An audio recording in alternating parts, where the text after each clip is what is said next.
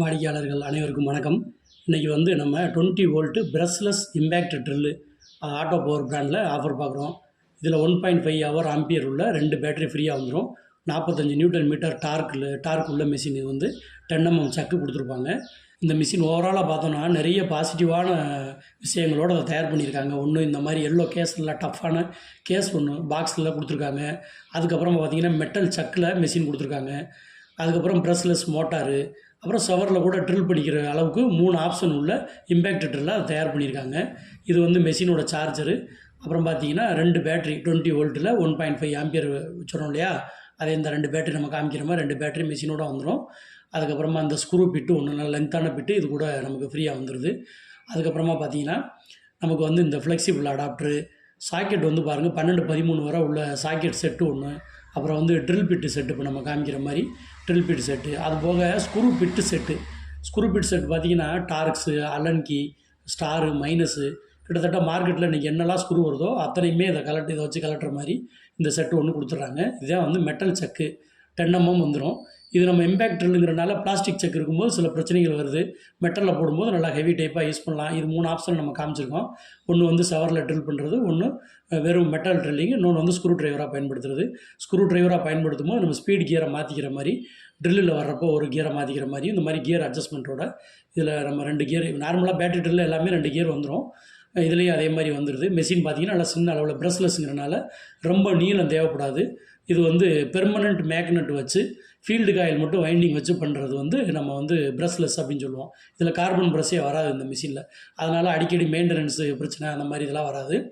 அதே மாதிரி இந்த ட்ரிக்கராக இருக்கட்டும், ரிவர்ஸ் பட்டன் எல்லாமே வந்து நல்லா கொடுத்துருக்காங்க. ட்ரிக்கர்லாம் வந்து ஸ்லோ ஸ்பீடு நல்லா கண்ணுக்கு தெரிகிற மாதிரி ஓட்டுற அளவுக்கு நல்லா மைல்டாக கொடுத்துருக்காங்க.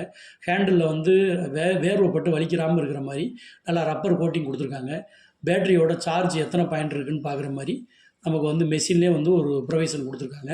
அதிலே ஒரு பட்டன் அழுத்தி பேட்டரி எத்தனை பாயிண்ட் இருக்குது, க்ரீன், ரெட்டு, அதை நம்ம பார்த்துக்கலாம். பேக் சைடில் மெஷின் வந்து பிரஷ்லெஸ்ங்கிறத காமிக்கிற மாதிரி back side black colour cover. அது போக மெஷின் வேலை பார்க்கும்போது கீழே விழுந்துருச்சுன்னா எந்தெந்த இடம் அடிபடுமோ அந்த இடத்துல எல்லாம் எக்ஸ்ட்ரா வந்து பேக்கிங் பிளாக் கலரில் கொடுத்துருக்குது. ஒன்று பாதுகாப்பு அம்சமாகவும் இருக்குது, ரெண்டாவது மெஷினுக்கு நல்ல லுக்கும், பிளாக்கோட மஞ்சள் கலரில் பிளாக் கொடுத்ததுனால நல்ல லுக்கும் இருக்குது மெஷினில். இதோட டார்க் பார்த்திங்கன்னா 1லேருந்து 20 வரை நம்ம டார்க் செட்டிங் பண்ணிக்கிற அளவுக்கு தனியாக கொடுத்துருக்காங்க. மெஷின் இப்போ வந்து நம்ம பேட்டரியை மாட்டி எப்படி ஓடுது, ஸ்லோ ஸ்பீடு எப்படி இருக்குது அப்படின்னு பார்க்குறோம். அந்த எல்இடி லைட்டு நம்ம சுவிட்சை தொட்டவுடனே லைட் வந்து ஆன் ஆயிரும்.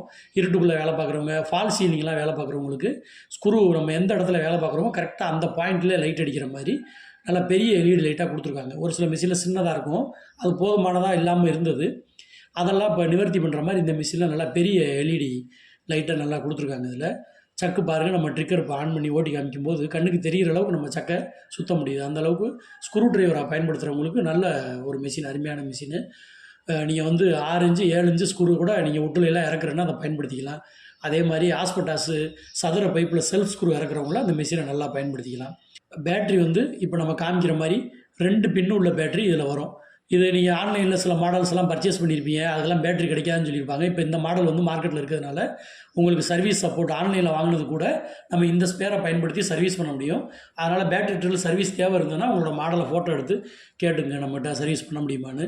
இது ப்ளக்கு, சார்ஜர் ப்ளக் வந்து நம்ம பார்சலில் வரும்போதோ இல்லை நம்ம அனுப்பும்போதோ இந்த பின் வந்து உடஞ்சி போகாமல் இருக்கிறக்கா இப்போ ஒரு எக்ஸ்ட்ரா கவர் ஒன்று இந்த ப்ளக்கில் மாட்டியே அந்த மிஷின் கூட வருது.